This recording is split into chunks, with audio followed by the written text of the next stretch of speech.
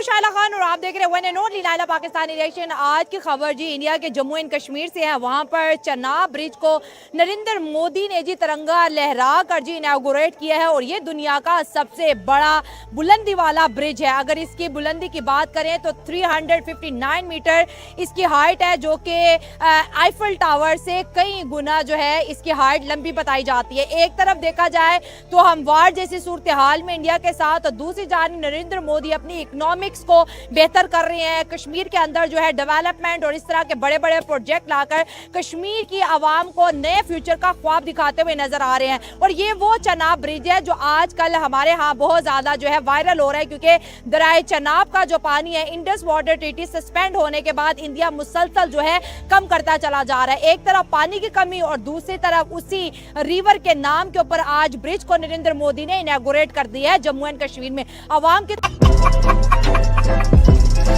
मजा आया। नमस्कार दोस्तों, क्या हाल है? होप करता हूँ कि आप ठीक हो गए और स्वागत करता हूँ आपका हिंदुस्तान डॉट में। दोस्तों, हाल ही में पीएम नरेंद्र मोदी जी ने कश्मीर में दुनिया के सबसे ऊंचे ब्रिज का उद्घाटन किया है। दोस्तों, इस बात से इंडिया और पूरी दुनिया खुश है, क्योंकि उनको तो लगता है कि इंडिया कश्मीर में तेजी से डेवलपमेंट कर रहा है। लेकिन दोस्तों, ये ब्रिज देख के पाकिस्तानी को बहुत मिर्ची लगी है, क्योंकि दोस्तों पाकिस्तानी तो इंडिया में डेवलपमेंट देख के भी बहुत जलते हैं। तो ये ब्रिज तो कश्मीर में बन गया तो पाकिस्तानी तो जलेंगे ही। तो दोस्तों, बिना टाइम वेस्ट किए वीडियो में आगे देखते हैं इस टॉपिक पे पाकिस्तानी पब्लिक के रिएक्शन। अगर आप नहीं है तो पहले चैनल को सब्सक्राइब कर लीजिए और वीडियो को अंत तक देखें। पहली तो बात ये देखनी है कि ये हम एक हमसाई के साथ क्यों आज तक 76 साल से एक ताल्लुकात अच्छे इस्टेब्लिश नहीं कर सके। सही बात है सर। ये असल हमारी प्रॉब्लम है। हमने भी इधर रहना है, उसने भी इधर रहना है जी। लेकिन हमने जो रास्ता चुना लड़ाई का वो हमने गलत चुना। हमारे यहाँ पे एजुकेशन का लेवल उनसे कंपेयर कर लें। जंग तो असल यही है कि आपका मुल्क की एजुकेशन का लेवल क्या है, उनका क्या है। हमारे बच्चे यूरोप में जाते हैं घर बार बेच के, कंटेनर में जाते हैं, जाके डिंकी लगाते हैं, सारा करते हैं। ये ऐसी सिचुएशन आई क्यों? हमारा एक अच्छा मुल्क था। जो चीज़ें मुकाबले की थी वो हमने नहीं की। जो मुकाबले की नहीं थी हमने दुनिया को एक स्पेस प्रोवाइड की कि हमारा इलाका आके अपने वेपन टेस्ट किए जाएं। इससे ज्यादा हमारी ना जंग की कोई हैसियत है, ना किसी मामले की ऐसी कोई हैसियत है। हाँ। दुनिया में हमने कभी आपस में बात करने की कोशिश ही नहीं की। जो बच्चा पैदा होता है उसको सबसे पहले बताया जाता है कि हमारे सराउंडिंग के सारे ममालिक हमारे दुश्मन है। अफगानिस्तान से लेके, इंडिया से लेके, ईरान से लेके सारे। अच्छा। ये हम बच्चों को गलत स्टार्टिंग करते हैं। हमारी सबसे पहले कमी जो है वो कम्युनिकेशन की है। अच्छा। मोदी आज है कल नहीं है। सही बात। हम तो इधर ही हैं, वो भी इधर ही है।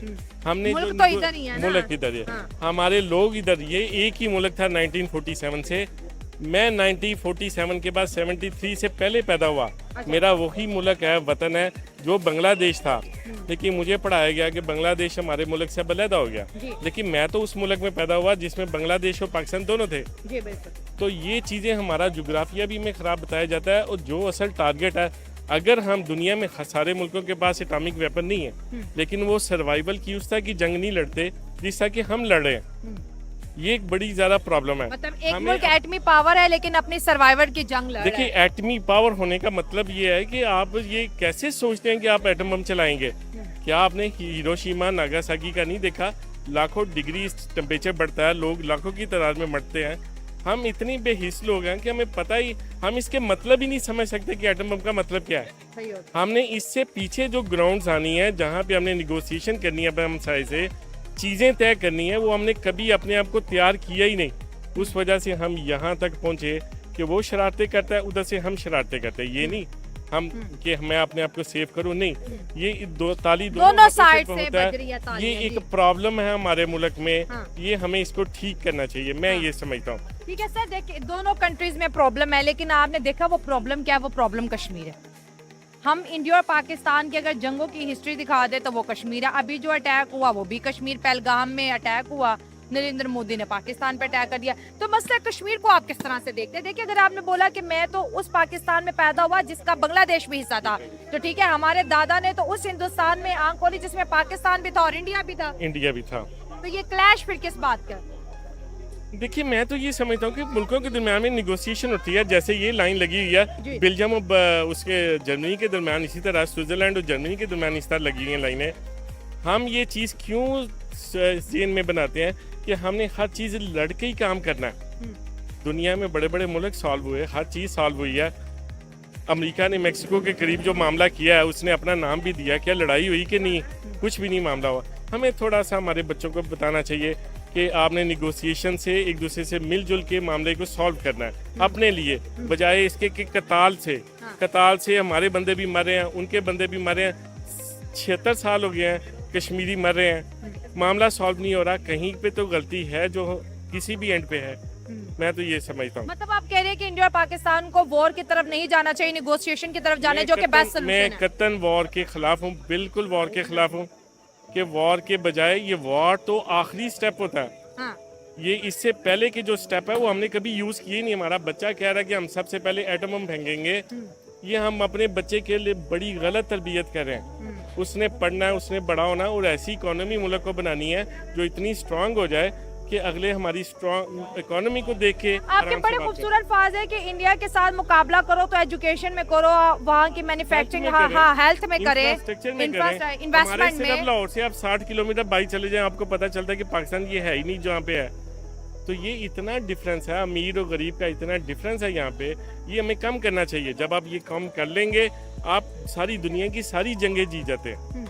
अगर आपकी हमारा देखिए, बात करें इंडिया और पाकिस्तान के बीच जो कन्फ्लिक्ट है, ठीक है, एक तरफ पाकिस्तान जो है रेडी है फॉर वार, और ऑन द अदर साइड अगर हम जम्मू एंड कश्मीर की बात करें तो आज नरेंद्र मोदी ने इनॉग्रेट किया world highest bridge with the name of Chenab bridge, ठीक है, और यहाँ पर इलेक्ट्रिकल ट्रेन्स भी वहाँ पर चलेंगी, ठीक है। वन साइड अगर देखा जाए तो India economically is a huge power and world third largest economy. On the other side we always think that we will fight with India, we will beat India. So what is the difference actually between India and Pakistan? Okay, so I've just come from England. Okay, and obviously seeing it from that point of view, I can safely say that I feel like this whole situation is totally against the whole Muslim community. Okay. And the world is like trying to coordinate itself to attack Muslims particularly. कौन है ये लोग?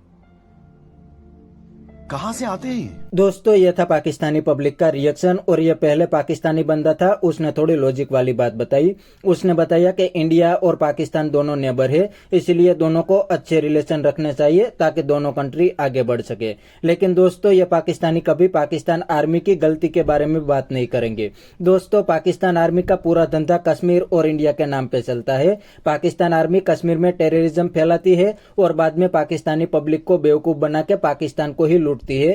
Terrorism के अलावा Pakistan army India के सामने कुछ भी नहीं कर सकती। इतना ही नहीं दोस्तों, पाकिस्तान में तो रूल भी पाकिस्तान आर्मी ही करती है। ये पाकिस्तानी पॉलिटिशियन तो सिर्फ दिखावे के लिए है, वो तो आर्मी की परमिशन के बिना हिल भी नहीं सकते। फिर भी ये पाकिस्तानी कभी पाकिस्तान आर्मी के बारे में बात नहीं करेंगे, क्योंकि दोस्तों ये पाकिस्तान आर्मी के सामने बात करने से डरते हैं। पाकिस्तान आर्मी इनको उठा के गायब भी कर देती है, इसीलिए ये पाकिस्तान आर्मी के सामने नहीं बोलेंगे, सिर्फ इंडिया के सामने बातें करेंगे। तो बस दोस्तों, आज के वीडियो में इतना ही। यह था पाकिस्तानी पब्लिक का रिएक्शन। अगर आपको ये वीडियो पसंद आया है तो वीडियो को लाइक शेयर कर दीजिए और चैनल को सब्सक्राइब करना मत भूलिए। थैंक यू, मिलते हैं नेक्स्ट वीडियो में।